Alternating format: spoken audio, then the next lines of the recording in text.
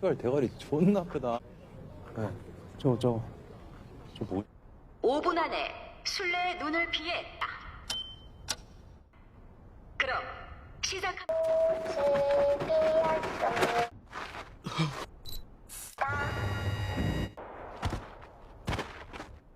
병신 걸렸네. Halo semua, nama gue Bram dan selamat datang di RGB Cinema. Apa kabar kalian semua? Kali ini gue mau ngebahas film yang berjudul Squid Game yang dirilis beberapa hari yang lalu.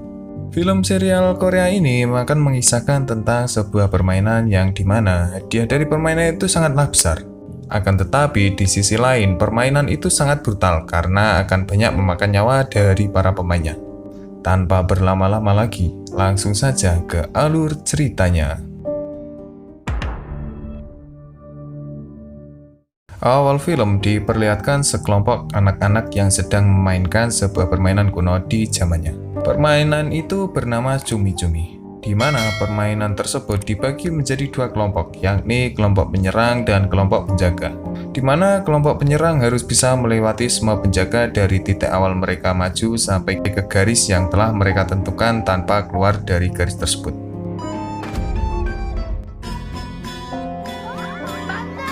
Beberapa tahun pun berlalu. Terlihat di sebuah rumah yang cukup sederhana, ada seorang pria dan seorang wanita tua sedang berbincang-bincang. Pria itu bernama Ki-hun dan wanita itu ialah ibu dari Ki-hun. Ki-hun adalah seorang pria pengangguran, namun di sisi lain ia juga memiliki seorang anak. Dan Ki-hun sebelumnya bercerai dengan istrinya. Kehidupan Ki-hun layaknya seorang anak kecil yang selalu meminta uang pada ibunya. Setelah ibunya pergi, Ki-hun mengambil ATM milik ibunya yang disimpan dalam sebuah toples. Ia berniat mengambil uang itu untuk ia gunakan untuk berjudi. Setelah mendapatkan ATM itu, ia langsung bergegas ke sebuah ATM di dekat rumahnya. Di saat ia telah memasukkan kartu itu, ternyata kata sandinya telah diubah oleh sang ibu. Ia pun tak menyerah begitu saja.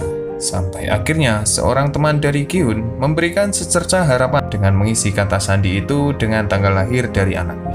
Dan benar saja, saran dari rekan Ki-hun membuahkan hasil. Ia pun mengambil uang simpanan ibunya itu untuk berjudi pacuan kuda. Ki-hun pun mencoba peruntungannya di tempat judi tersebut. Namun sayang, bet awal dia gagal menang. Dan ia harus merelakan sejumlah uangnya lenyap dalam beberapa menit. Tapi ia tak menyerah begitu saja. Ia mencoba kembali peruntungannya dan boom, ia pun memenangkan bet yang kedua. Ki-hun pun memenangkan sejumlah uang yang cukup banyak.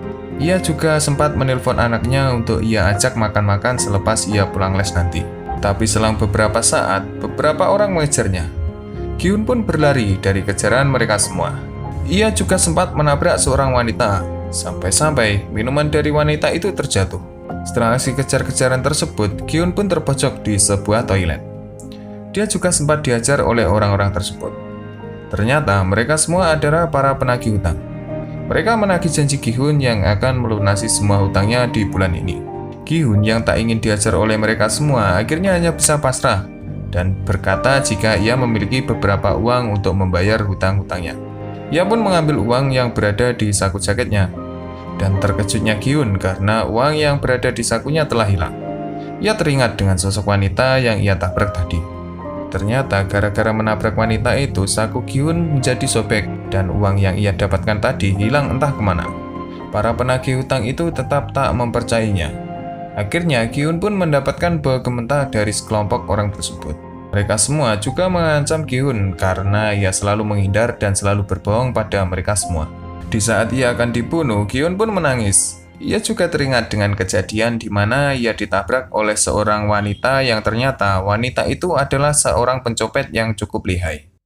Setelah mereka pergi, Ki-hun memutuskan untuk kembali ke mbak-mbak kasir, di mana sebelumnya ia memberikan selembar uang untuknya. Ia memutuskan untuk meminta uang yang ia berikan tadi, karena semua uang yang ia dapatkan telah hilang. Setelah ia mendapatkan uang tersebut, ia mencoba peruntungannya kembali dengan memainkan mesin capit untuk memberikan hadiah kepada putrinya. Namun, Ki-hun tampak noob dengan permainan itu. Ia juga sempat disindir oleh anak laki-laki yang berada di sampingnya. Melihat anak tersebut sangat jago dengan permainan tersebut, Ki-hun meminta bantuan padanya untuk mendapatkan buah kado kecil yang berada di dalam mesin itu. Dan beberapa saat kemudian, mereka berdua berhasil. Kyun pun bahagia sampai-sampai ia memeluk bocil itu dan berterima kasih kepadanya. Setelah mendapatkan hadiah itu, ia mengajak putrinya untuk makan-makan bersama di sebuah kedai kecil di pinggir jalan. Di saat mereka berdua sedang makan bersama, tiba-tiba putri Ki-hyun memandangi wajah dari ayahnya yang terlihat lebam. Ki-hyun beralasan jika itu disebabkan oleh gigitan nyamuk raksasa. Tapi ia tak mudah dibohongi. Malah ia menyuruh sang ayah untuk berkelahi, tapi jangan sampai terpukul. Untuk mencairkan suasana, Ki-hyun pun memberikan hadiah yang ia dapat dari mesin capit tadi. Setelah mereka berdua buka, ternyata isi kotak itu tak sesuai harapan sang anak. Ki-hyun juga tak menyangka jika hadiah dalam kotak itu adalah sebuah pistol korek yang sama sekali tak menarik hati sang anak. Setelah makan-makan bersama, Ki-hyun mengantarkan anaknya pulang ke rumah mantan istrinya. Namun ia tak disambut baik oleh mantannya itu. Ia juga sempat dimaki-maki oleh mantan istrinya tersebut. Keesokannya, saat Ki-hyun ingin pergi ke tempat perjudian, ia ketinggalan kereta. Singkat cerita, ia pun memutuskan untuk menunggu kereta berikutnya. Namun, seorang pria mendatanginya dan menawarkan sebuah permainan pada Ki-hyun. Karena pikiran Ki-hyun di pagi itu sedikit kacau, ia pun menolak ajakan pria misterius itu dan menodongkan pistol mainannya padanya. Setelah berdebat cukup lama, pria itu menunjukkan permainan yang akan mereka mainkan beserta hadiah yang ia akan dapatkan jika memenangkan permainan tersebut. Melihat beberapa uang menumpuk di sana, Ki-hyun pun menerima tantangan dari pria tersebut. Ki-hyun pun diberi pilihan untuk memilih kartu yang akan menjadi gaconya di permainan itu. Permainan ini sendiri bernama Dakji, dan tata caranya adalah siapa yang dapat membalikan kartu lawan, berarti dialah yang akan memenangkan permainan itu. Satu kali percobaan gagal. Alhasil, Ki-hyun pun mendapatkan tamparan dari pria itu. Ia juga memotong hadiah yang akan Ki-hyun dapatkan nanti jika ia memenangkan permainan tersebut. Berkali-kali ia coba, Ki-hyun pun tampak bau dan tak sama sekali menang dalam pertandingan itu. Ia pun terus mendapatkan tamparan dari pria itu. Sampai akhirnya Dewi Fortuna berpihak padanya. Ia pun dapat membalikan kartu dari pria itu. Dengan bahagianya, ia membalas tamparan dari pria itu.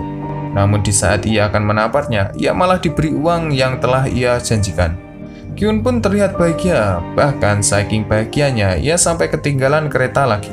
Di saat pria misterius itu akan pergi, ia juga sempat memberikan tawaran pada Ki-hyun, yang dimana ia akan diajak bermain dalam sebuah permainan yang hadiahnya jauh lebih besar. Di sini Ki-hyun menolaknya.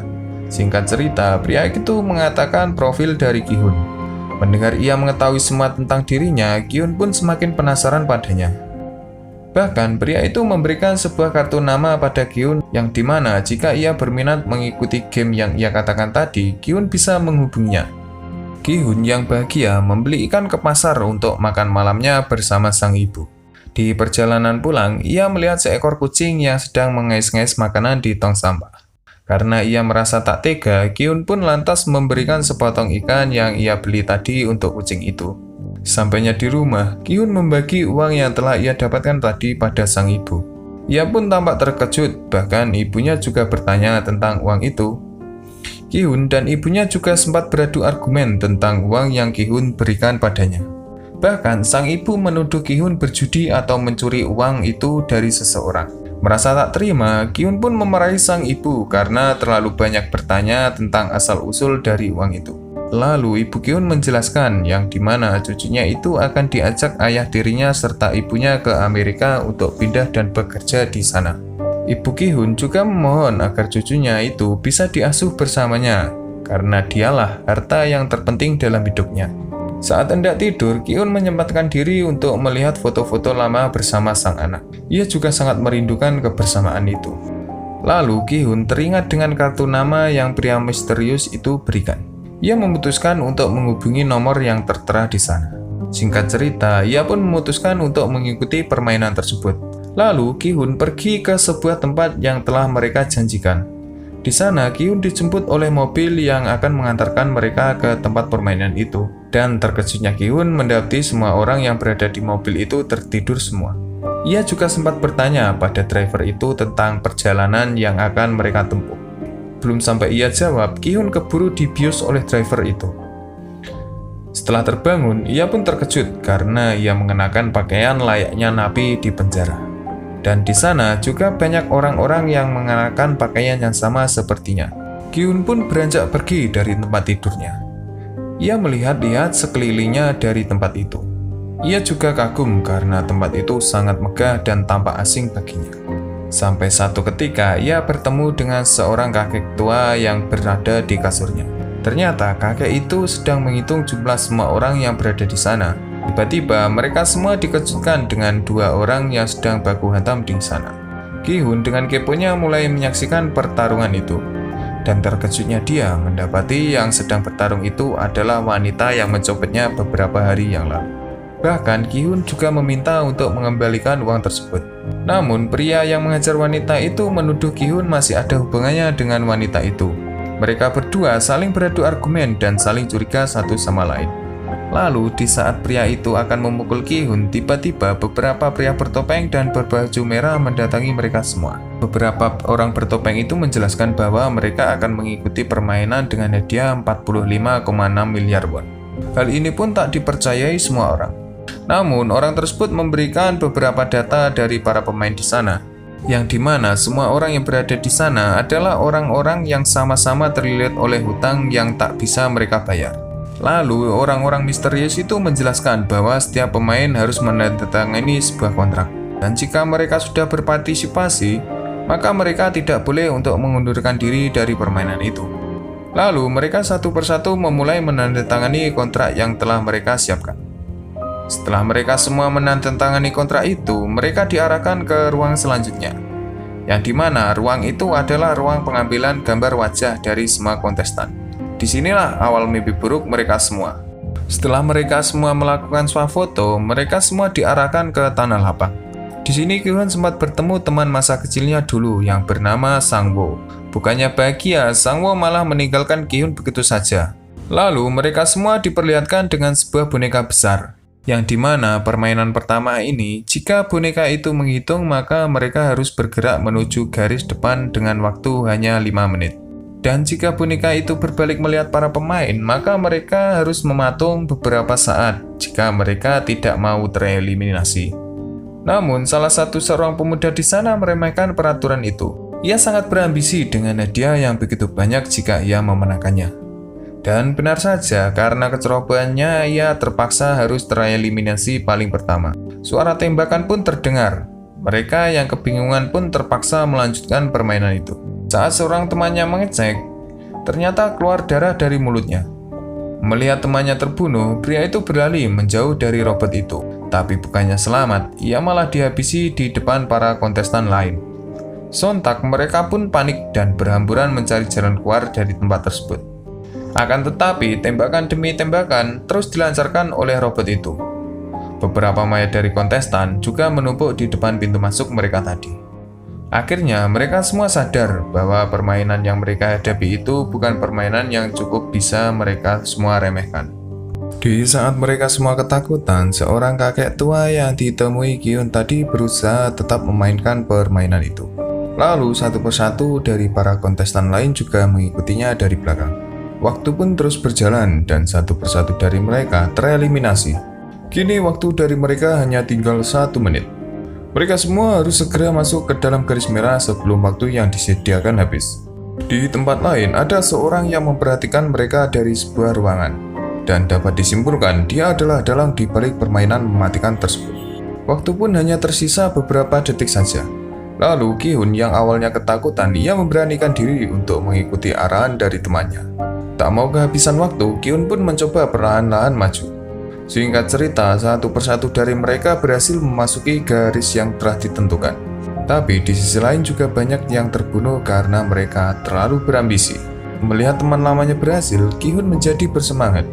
Namun, ia hampir terjatuh karena tersandung tangan dari kontestan yang mati. Tapi untungnya ada seorang pria yang tepat berada di belakangnya dan mencoba menahan tubuh dari Ki-hun. Akhirnya mereka semua berhasil memasuki garis akhir dari permainan itu. Dan bagi mereka yang kehabisan waktu, mereka semua harus merelakan hidupnya untuk dieksekusi di arena tersebut.